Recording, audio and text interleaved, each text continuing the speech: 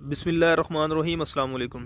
काश्तकार भाइयों, आप कपास काश्त करना चाहते हैं लेकिन जो सोइंग मेथड है जिसमें ख़ास तौर पर हमारे जो है वो दो तीन तरीके इस्तेमाल किए जाते हैं। एक तो ये है कि खेलियों पर काश्त है, प्लांटर से खेली निकाली जाती है, रीजर से खेली निकाली जाती है और हाथ से जो है उस बीज लगाया जाता है। जबकि दूसरी तरफ जो है प्लांटर से जो है वो खेली निकलती है और ऑटोमेटिकली जो सीड लगता है। और तीसरा जो हमारे ज़्यादातर तरीका इस्तेमाल किया जाता है वो है ड्रिल सोइंग, ड्रिल से काश्त का। तो आज की इस वीडियो के बाद यकीनी तौर पर आप जो है वो अपनी ज़मीन के मुताबिक सीड की अवेलेबिलिटी के लिहाज से जो है वो बेहतर फ़ैसला कर सकेंगे कि आपको कौन सा जो है वो सोइंग मेथड, कपास लगाने का तरीका जो है वो अपनाना चाहिए। यहाँ पे जो है आज से 5 दिन पहले कपास की वैरायटी BS 313 जो ट्रिपल जीन है, ग्लाइफोसेट फ्री है, पिंक फ्री है, लगाई गई है। ज़मीन जो है वो बिल्कुल रेतली, ये आप स्ट्रक्चर में देख सकते हैं। पिछले सालों में क्या होता था कि हम जो है ड्रिल सोइंग की तरफ जाते थे और जर्मिनेशन के मसाइल इतने ज़्यादा, कहीं पे बदतर खुश्क है और अक्सर जो है लामोहल्ला, जैसे आपने इस सीज़न में देखा है कि बारिश जो है ज़्यादा नहीं, हल्का फुल्का जो है छिड़काव जिस तरह कहते हैं, इस तरह की कंडीशन बन जाती थी। नतीजा क्या निकलता था कि ज़मीन करंड हो गई और ड्रिल सोइंग की सूरत में जर्मिनेशन जो है वो मुतासर होती थी और इसी वजह से मुसलसल जो है वो हमें या करंट तोड़ना पड़ता था। दोबारा नागे वो तो मतलब पॉसिबल ही नहीं है। ड्रिल कास्ट में मैंने नहीं देखा कि नागे जो है वो कामयाब हों। लेकिन ड्रिल सोइंग करना एक मजबूरी थी। उसकी वजह ये थी कि इस तरह से जो है वो जड़ी बूटियाँ कंट्रोल नहीं होती। पहले BT एग्ज़ाम थी हमारी, तो जैसी ट्रिपल जीन वैराइटीज़ आई हैं, पिछले साल भी हमने जो है वो इसी तरह से हाथ से जो है वो सीड लगाया था।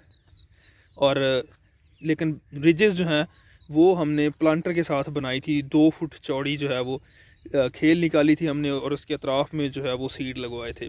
लेकिन नतीजा क्या हुआ कि साइड पे अतराफ़ में बत्तर मौजूद था लेकिन बेड जो है वो मुकम्मल वेट नहीं हुआ। ये इस तरह की सिचुएशन के सेंटर में हल्की और रेतली ज़मीनों में जो है वो पानी की नमी जो है वो सिर्फ अतराफ़ में रहती है, दरमियान से बत्तर खुश्क, तो पौधे के फैलाव के लिए जो है वो जड़ों के लिए मुनासिब रकबा नहीं मिलता, पैदावार पे जो है वो फ़र्क पड़ता है।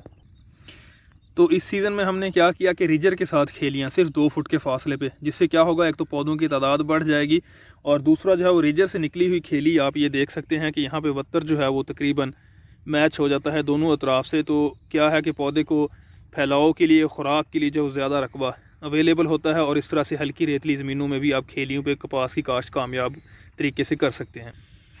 ड्रिल काश्त जो हम करते थे उसमें हमारे जो हैं वो जो बुनियादी मकासद होते थे, ज़्यादा डिटेल में नहीं। एक तो ये कि गोडी करना, जैसे कहते हैं कि रीजर चल जाता है उसमें तो जड़ी बूटियों का कंट्रोल आसान है। कुछ इलाकों में ये भी समझा जाता है कि रीजर जो है वो बहुत ज़रूरी है कपास से जो है वो अच्छी पैदावार लेने के लिए। तो इस बारे में जो हमारा एक्सपेरिमेंट रहा है, पिछले साल हमने ट्रिपल जीन वैरायटी CS 200 जो है वो ड्रिल सोइंग से लगाई थी। तो हुआ फिर वही कि हल्की बारिश की वजह से ज़मीन की तैयारी बहुत अच्छी ना होने की वजह से जर्मिनेशन जो है वो सिर्फ हमारी 70% हुई उस एकड़ की और उसमें हमने बिल्कुल भी रीजर नहीं चलाया, तो कोडी नहीं की। तो वो हमारी काश्त जो 70% जर्मिनेशन थी, ट्रिपल जीन वैरायटी थी, 14 अप्रैल को हमने लगाई थी, वो 25 मन फी एकड़ दे गई। तो जिससे जो है वो प्रैक्टिकली ये अखज़ हो गया कि कपास को अच्छी पैदावार देने के लिए बिल्कुल भी जो है वो रीजर चलाने की ज़रूरत नहीं है। तो जड़ी बूटियों का मसला जो BT एग्ज़ाम में आता था वो रीजर के साथ हम करते थे ड्रिल सोइंग, इसीलिए कि रीजर चल जाएगा, चलो जड़ी बूटियाँ जो है वो कंट्रोल हो जाएंगी। तो जैसे ही ट्रिपल जीन वैरायटीज़ आई हैं तो ग्लाइफोसेट का स्प्रे इन पे हो जाता है, तो जड़ी बूटियों का मसला जो है इस तरह से हल हो गया। यानी कि हमारा जो एक मेन मकसद था ड्रिल सोइंग का, वो ग्लाइफोसेट फ्री वैरायटीज़ हैं उनके आने से ख़त्म हो गया। अब हम जो रीजर चला के काम करते थे वो स्प्रे करके सिंपल हम जड़ी बूटियों को कंट्रोल कर सकते हैं। दूसरा जो फ़ायदा मेन है जिसकी बुनियाद पर जो है ड्रिल सोइंग को अभी भी थोड़ा प्रेफर किया जाता है, वो है पानी की दस्तयाबी। अगर पानी जो है आपको ऑफ एंड ऑन दस्तयाब होता है, यानी कि उसमें कोई रेगुलरिटी नहीं है, बाकायदगी नहीं है, तो उस सूरत में हम जो है वो ड्रिल सोइंग की तरफ जाते हैं। उसमें ये है कि ख्याल किया जाता है कि ड्रिल सोइंग की सूरत में आपको जो है वो पानी का वक्फा अगर बढ़ा भी देते हैं तो कपास की फसल जो है वो बर्दाश्त करने की सलाहियत रखती है, क्योंकि जड़ें ज़्यादा गहरी जाती हैं, पहला पानी उसमें लेट लग। तो ये मसला जो है ये वाकई जेन्युइन है। अगर आपकी पानी की दस्तयाबी जो है वो गैर यकीनी है, नहरी पानी है, तो उस सूरत में जो है वो आपको ड्रिल सोइंग की तरफ जाना चाहिए। ये सिर्फ एक एडवांटेज है जो ड्रिल सोइंग का अब बचा है। जबकि दूसरी तरफ जब खेलियों की काश्त है, तो ये आज 6ठा दिन है इसको, तो शाम को हमने पानी इसे दूसरी दफ़ा जो है वो दे दिया है। अब यहाँ पे एक और गलत फहमी जो है वो ये है कि ड्रिल सोइंग में पानी की बचत होती है, ऐसा हरगिज़ नहीं है। खेलियों पे काश की सूरत में पानी की यकीनी तौर पर बचत है। अगर ड्रिल सोइंग 1 एकड़ को आप 2 घंटे में सैराब करते हैं तो खेलियों की काश में वही एकड़ जो है वो आपका 1 घंटे या उससे भी कम टाइम में सैराब हो जाता है। तो यकीनी तौर पर जो है वो यहाँ पे अगर पानी ज़्यादा लगते हैं तो पानी देने का जो टाइम है वो बहुत कम होता है, जिसकी वजह से जो है वो खेलियों पे काश्त मुनाफा बख्श है, बेहतर है। पानी की दस्तयाबी अगर आपके पास है तो यकीनी तौर पर आप जो है वो खेलियों पर काश्त की तरफ ही जाना चाहिए। इसके बाद तजर्बाती तौर पर देखा गया है कि ड्रिल सोइंग की सूरत में आपके अगर कमज़ोर पौधे हैं, जैसा कि आप ये देखें राइट साइड पे हल्का पौधा है, ये सर्वाइव नहीं कर पाते क्योंकि पहला पानी लेट लगता है। आबो हवा के फ़र्क की वजह से ये पौधे जो हैं वो अक्सर ड्राई हो जाते हैं। लेकिन बेड सोइंग की सूरत में जो है ये सर्वाइव करते हैं क्योंकि पानी इनको फ्रीक्वेंट मिलता रहता है, तो जिससे जो है ये ख़ुद को इस्टेब्लिश कर लेते हैं। और कामयाबी का तनासब जो है वो बेड सोइंग में जो कमज़ोर सीड होता है उसका ज़्यादा है, ड्रिल सोइंग में कम है।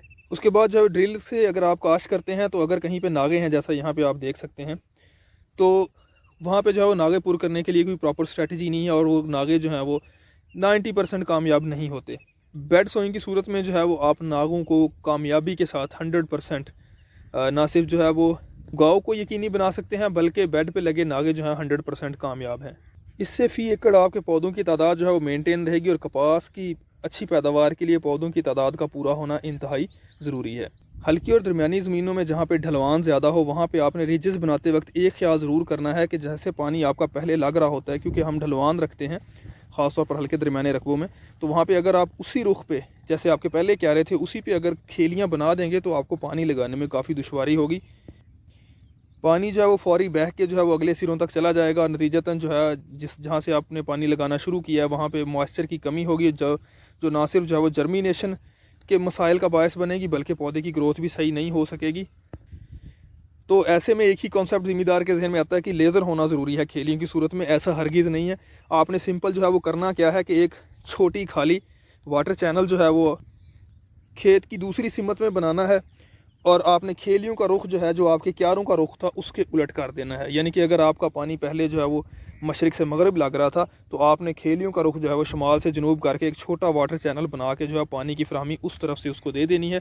इससे आपके लेज़र के अखराजात जो हैं वो भी बच जाएंगे और आपकी फसल को पानी जो है वो भी बराबर लगेगा और आपके एकड़ की पूरे की जो ग्रोथ है, जर्मिनेशन है, वो बेहतरीन रहेगी। अगर हल्की और दरमियानी ज़मीनें हैं तो आप रीजर के साथ खेलियाँ निकाल के बेफिक्र होकर कपास लगा सकते हैं और भारी महरा ज़मीनों में जो है वो प्लांटर से भी आप बेड बनाकर ऑटोमेटिकली प्लांटर से भी लगा सकते हैं और हाथ के ज़रिए जो है वो सीड लगा के कपास की खेलियों पे कामयाब काश्त कर सकते हैं। था एक ब्रीफ कंपैरिजन जिसकी बुनियाद पर आप यकीनी तौर पर फैसला कर सकते हैं कि अगर आपके पास पानी दस्तयाब है, क्योंकि शुरू के दिनों में ऐसे पानी जो है वो जल्दी लगता है, तो उस सूरत में जो है आप यकीनी तौर पर ड्रिल सोइंग की बजाय जो है वो बेड सोइंग की तरफ जाएंगे।